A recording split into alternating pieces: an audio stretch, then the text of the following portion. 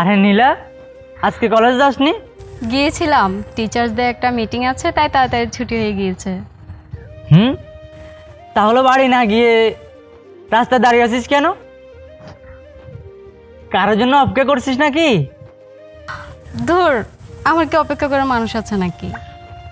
হুম, কলেজে পড়িস অথচ একটা মানুষ জোগাড় করতে পারলি না, তা তো মানা যায় না। আচ্ছা শোন না, আমাকে এদিকে মাঠ ফসলের জমিগুলো একটু ঘুরে দেখাবি?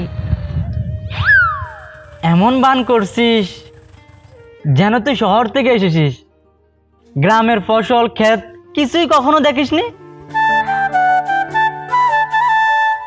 কিন্তু তোর সাথে তো কোনোদিন যাইনি। কিছু বললি? কই না তো।